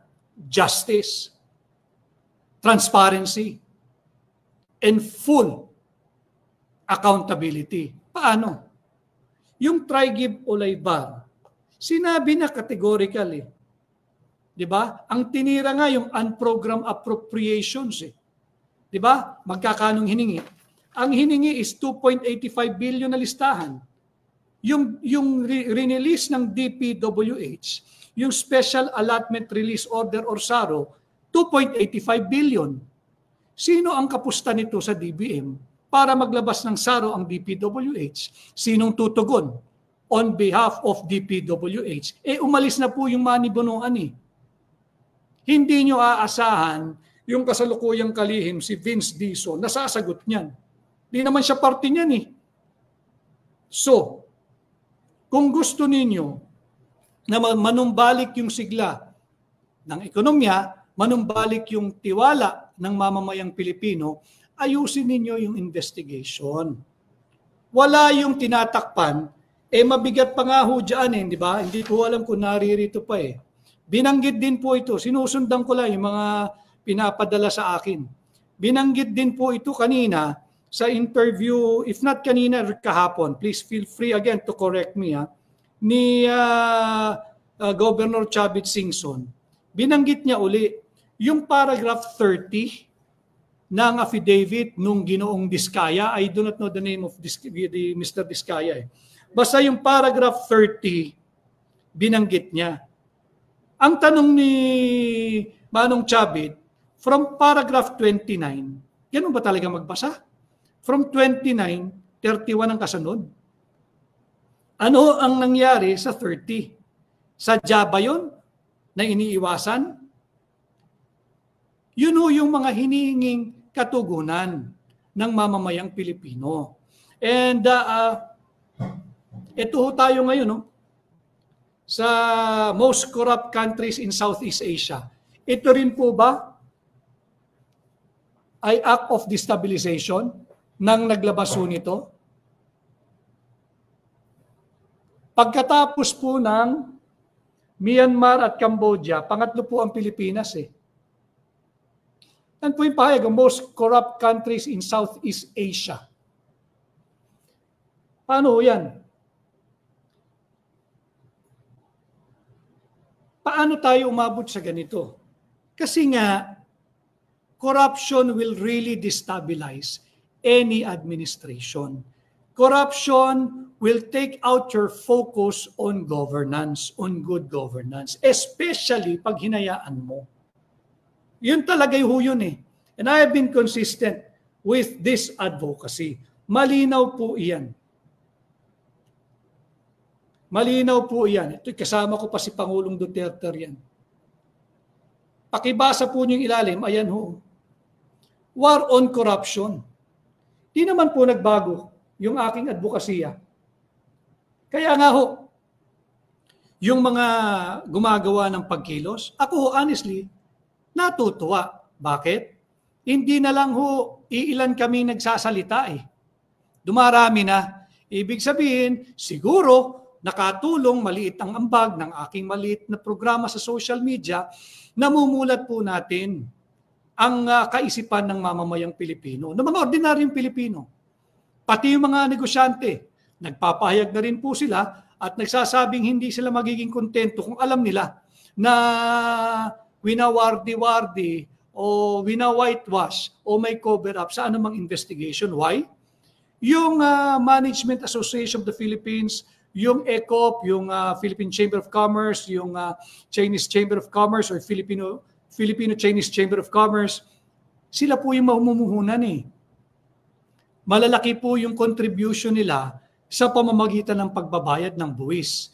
At pag nakikita nila na mali ang direksyon at talamak ang korupsyon, huwag naman natin silang tanggalan ng tinig. Ganon din ang ating mga mahal na overseas Filipino workers, yung mga Filipino migrants. Kung wala po yung remittance nila, naku po, ano itsura ng halaga ng piso kontra dolyar. Ngayon, nagpapahayag din sila ng kanilang saloobin, wag natin supilin. Pakinggan natin. Makipagdialogo kayo, pakinggan ninyo. At hindi lang pwedeng dialogo na optic o photo opportunity o para lang going through the motion o di kahon o templated. Nagkakaharap-harap, kunwari nakikinig pero walang nagre-register. Diba? Baka naman mamaya, kunyari ngayon nakikinig ka, pero manhid, bulag, at pipi ka naman doon sa hinaing nila. Imagine ninuno nyo ang halaga ng piso natin kung babagsak ang amount of inward remittance ng ating mga overseas Filipino workers. And again, minarapat ko po na ganitong diskurso ang gawin natin. Dahil nga, wala naman akong ide-deny. Wala rin akong i-admit. At for me, it's a non-issue. Bakit? Gugulat nga ako na bakit tila pinalalaki yung issue. Unang-una, palalakihin mo lang ang issue kung verified at validated yung source. Sabi uli ni Governor Chavit Singson sa kanyang pahayag kanina or kahapon, pasensya na ako, hindi ko nasusubaybayan. Ang nababasa ko na, napapanood ko na lang, yung mga pinadadala ho sa akin, bits and pieces. May nagpalabas na niyan na non-entity na nasa social media. Hindi ho nag-traction So binato siguro kay Mon para magkaroon ng legitimacy. Why? Because may pangalan si Mon. Whether you like him or not, may pangalan si Mon. Diba? Bilang broadcaster, bilang journalist. So siguro forcing through, labas mo nga yan, Mon, para naman pag-usapan. Pero balikan mo yung source. Polluted po yung source Ang tingin ko rito, bahagi ng pagtatakip. Hindi ho matatakpan itong issue. Nakita naman ninyo yung pinakita kong video. Ang sabi ng mga ordinaryong Pilipino, ayaw naming mamatay ang issue. Ayaw namin ng mga small fish. Gusto namin yung big at biggest fish managot. Ang gusto namin justice, transparency, and full accountability. Ano ang illegal sa hinihingi at sinisigaw ng sambayan ng Pilipino? Ibang usapan. When a group or someone will advocate for the overthrowing of the government, not for a change in the administration. Government na po pinag-uusapan natin. Ulitin ko there is only one government, and that is the government of the Republic of the Philippines, kung saan tayong lahat we owe allegiance to. You have to defend. That's why we have to defend, respect, honor our Constitution. Paulit-ulit po iyan. So ito po sa ating pagpapahayag dito, dapat po malinaw ito. Kung ito ay isang act of intimidation, wag ho kayong magpa-intimidate dahil hanggat lahat ng inyong mga sinasabi at ginagawa ay naaayon sa ating saligang batas at sa ating konstitusyon, wala ho kayong dapat ipangamba. Ganon din ho yung ating mga kasundaluhan na inatasang mag-imbestiga or mag-validate. Ako tingin ko validation not investigation. Why? You do not task your armed forces of the Philippines to investigate on the basis of a gossip, on the basis of the mere say-so of somebody who is a non-entity doon sa social media vlog na linabas ng kung sino man. Hindi kawawa naman ang ating mga sundalo. Professionals ito. At ang trabaho nito is to protect and defend the state from internal and external threats and aggression. Hindi po nito trabaho pumatol sa chismis. Para po tayo buo. Yung pangalawa, Section 4 nga po ng ating Article 3. Yung freedom of speech and of expression. At yung karapatan ng mga tao na magpahayag at magpetisyon sa gobyerno sa lahat ng kanilang hinaing, sama ng loob at daing. Hindi mo pwedeng tanggalin yun sa mamamayang Pilipino. At yan po yung ginagawa nung lahat ng mga katulad ko na nagpapahayag ng legitimate dissent against the excesses of the government, specifically, particularly, sa korupsyon. I have been consistent and I've been proud. I am proud of my advocacy, yung war on corruption. Sinabi ko na po yan. October 8, 2024, I have accepted the challenge to run as an independent for senator and lead the war on corruption. Push for good governance. Malinaw po yan. Malinaw po iyan. Ilan lang kaming nagsasalita noon. Yung mga kunya-kunyari ngayon nag-anti-corruption, hindi nga nila pinapansin eh. Hindi nila pinapansin. But the message resonated. Especially nung lagi na lang tayong baha. And now that the message is so resounding, kukunin ng kung sino man at sasabihin siya ang nagcha-champion ng anti-corruption. Hindi bagay eh. Wala nang pretensions. Meet the problem head-on. Humingi ng tulong kung kinakailangan, humingi ng tulong kung kanino man. Dahil ang war on corruption, colorless po yan, walang kulay yan. Ngayon, nakikita ng sambayan ng Pilipino.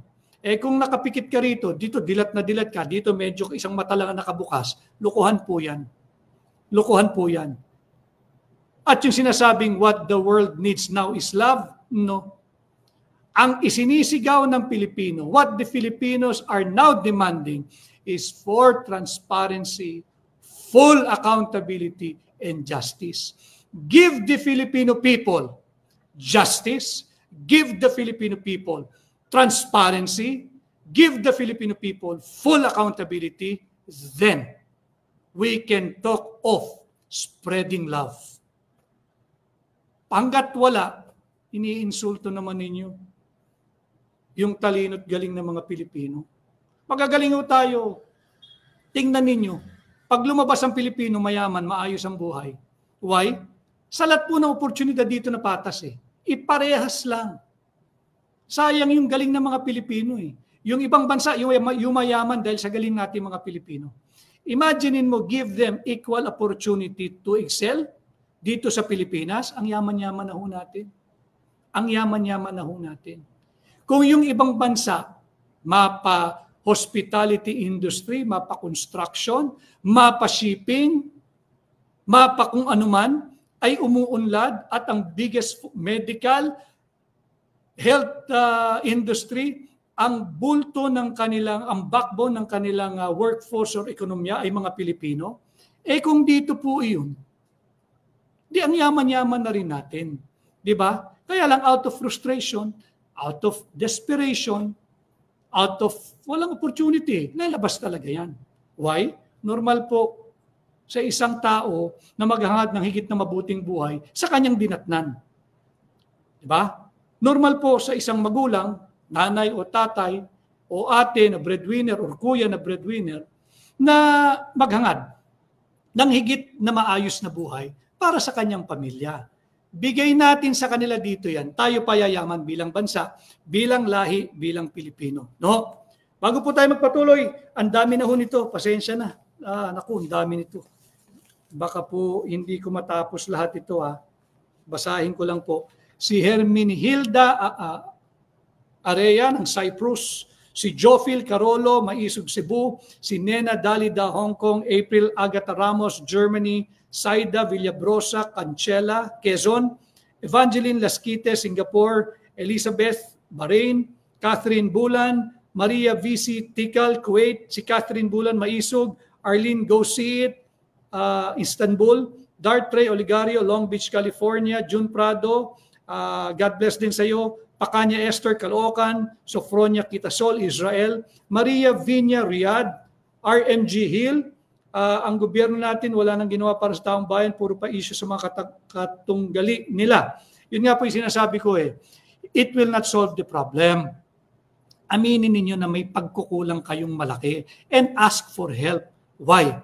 Isang bangka po tayo, isang barko tayo, BRP Pilipinas eh.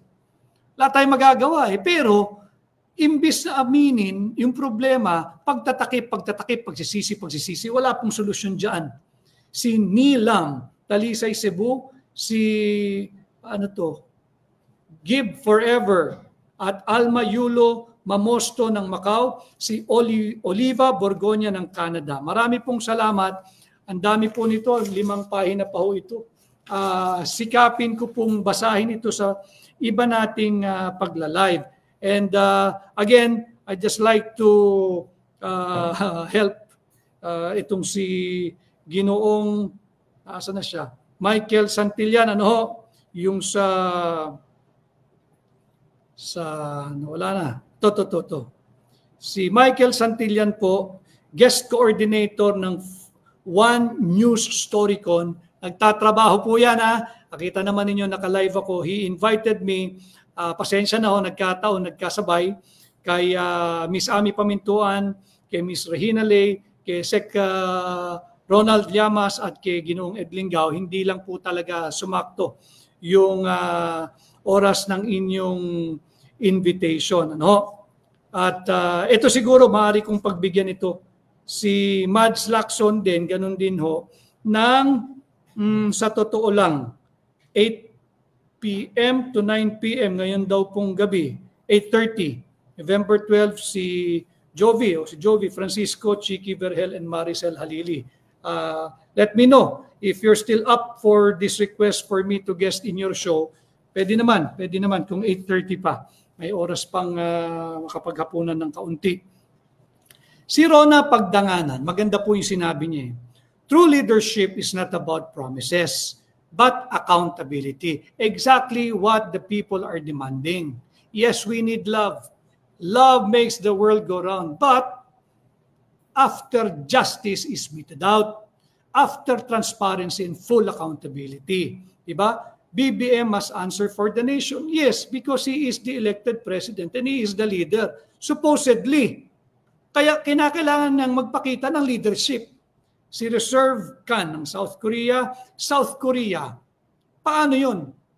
Sama rin ninyo sa peking listahan yung presidente ng South Korea, isang demokratiko at soberanyang bansa, si Pangulong, para hindi po tayo magkamali, nakakahiya, Pangulong Lee Jae-myung, South Korean President Lee Jae-myung, nung kanyang binawi yung kanilang grant of 28.8 billion pesos na loan. Bakit? Pananagutin ba natin siya sa sinabi niya? Na binabawi niya or binawi niya yung kanilang grant of loan or pautang sa atin ng 28.8 billion dahil sa massive corruption at looting of public funds. So saan tayo babalik? Ulit sa ating title, sa ating pamagat. Corruption is destabilization.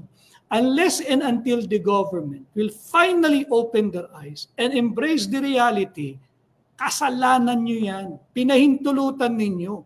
Gamutin ninyo. Hindi pwedeng tanggi, hindi pwedeng turo, hindi pwede yung nagpapayag, sisiraan ninyo, i-deflect ninyo, i-demolish ninyo, hindi ho matutugunan. Dahil after you demolish or after you sideline one critic, another one will rise. And another one, and another one, and another one. It's going to be a vicious cycle. Anong dapat? Go to the root of the problem. What? Corruption. Corruption. Corruption. Bago ho natin ituloy, si at least, yeah, we need to speak out now. Si Nympha GL200, kung sino ang gumagawa ng tama, yun ang kinakasuhan. Susan Untalan, maraming salamat. Maricel de la Peña, panay hugas kamay lang ang administrasyon. Marami rin pong ganyan ang impresyon. Kanya nga, ang solusyon talaga, meet the problem head on. Kaya lang may nagbiro po sa akin kanina, how will you face the problem when the problem is your face? Mabigat nga naman din yun.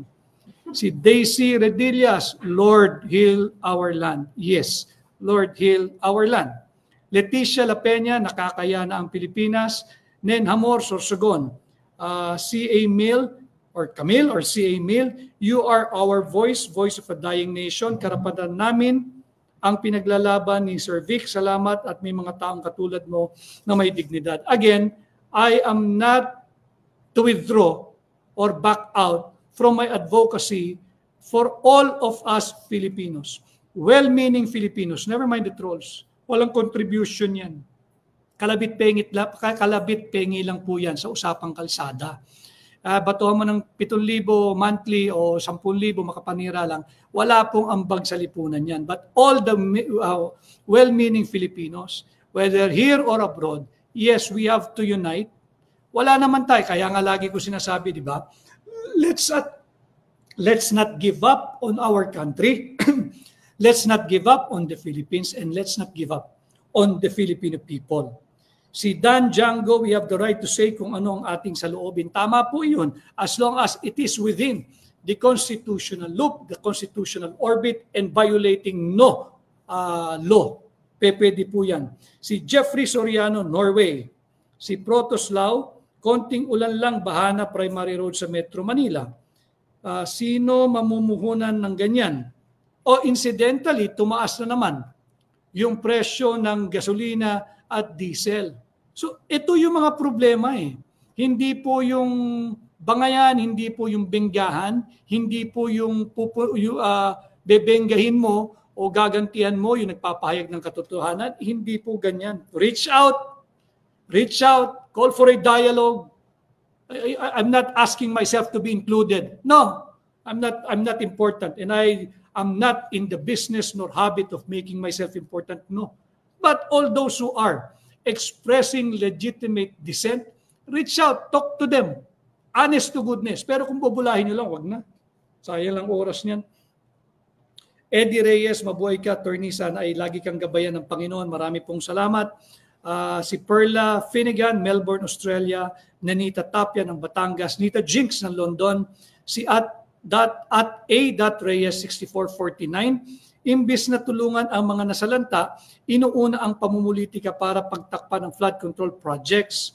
Ito yung common na sigaw po eh. Jail the people involved. Di ba? Kita nyo sa comment, walang bumabanggit sa ICI. Bakit? Wala pong naniniwala sa ICI eh. Walang naniniwala. Wala pong naniniwala. And again, based on what has been taken up in the Blue Ribbon, nandito na ho lahat sa affidavit ni Robert Bernardo eh. Ipatawag nyo para magkaroon ng credibility yung ginagawa ninyo. Before you call on the 17 or so congressmen, di ba? Ang bilis nakasuhan agad si Jinggoy, si Senator Jinggoy, si Senator Joel ba, nakasuhan at kung si Senator Cheese. Walang problema. If they have to be made accountable, so be it. Kaya lang, ang dami hong binanggit, iniwasan eh. Again, yung USEC, Trigib Olivar ng DepEd. Anong ginagawa mo sa representing the Office of the Executive Secretary? Anong ginagawa mo, kinakaladkad mo ang Office of the President? Sinong kausap mo sa DBM at sinong kausap mo sa Office of the Executive Secretary? Para maglakas loob ka na sabing you are representing the Office of the Executive Secretary, which is essentially the Office of the President. Ito po ay legitimate question being asked around by many Filipinos. Ano hong ugat? Corruption. And yes, again, corruption is destabilization. It will destabilize whether private, whether government, whether cooperative, whether tricycle or jeepney operators drivers association, whether yung TVNS association, magkakaroon po talaga ng instability ang liderato ng kahit na anong samahan kung ang issue ay corruption, kung ang issue ay pagtatakip, at kung ang issue ay malawakan, lantaran, bultuhang korupsyon. Ano solusyon? Address the problem. Go to the root of the problem. So yun po, maraming salamat sa inyong pahintulot na ako po ay samahan kayo sa kung saan man po kayo patutungo. Muli ho, ang ating maliit na social media, ang layunin ay maiangat ang antas ng pampublikong diskurso, imulat ang kaisipan ng higit na maraming Pilipino nang hindi na po tayo yung sinabi po ni Director Leo Martinez. Di ba? Yung government daw po is of the people. Binusalan, tinanggal ang tao, hindi pinakikinggan. For the people. Ginagawa niyang katatawanan, pero malaman po yun. Mahirap ang tao. Para nang sa ganon, you can buy the people. Yun po ang layunin ng ating tinig maisog. Para hindi po tayo basta-basta nabubuhay sa isang simpleng pambubudol na lipunan. Huwag po tayong pumayag doon. Kaya po nakikiusap ako, sana ho ay patuloy kayong mag-follow, yung mga nasa Facebook, mag-follow po kayo, mag-like, mag-comment, mag-react at mag-share. Yung nasa YouTube ho, please, sana ho ay mag-like, mag-share, mag-subscribe, mag-comment, mag-react. And of course, yung nasa ating pong TikTok page, sana po'y patuloy kayong mag-like at patuloy po kayong mag-comment sapagkat yung inyo pong pagsuporta ang nag-iengganyo po sa isang katulad ko na independent content creator. Nagre-research po tayo ng para sa inyo at one-man production team. Pag may mga volunteer, salamat, nakakatulong. Pag wala, okay lang. Kaya po kanina sinikap kong umabot dito sa ating alas 5 usapan sa inyo po.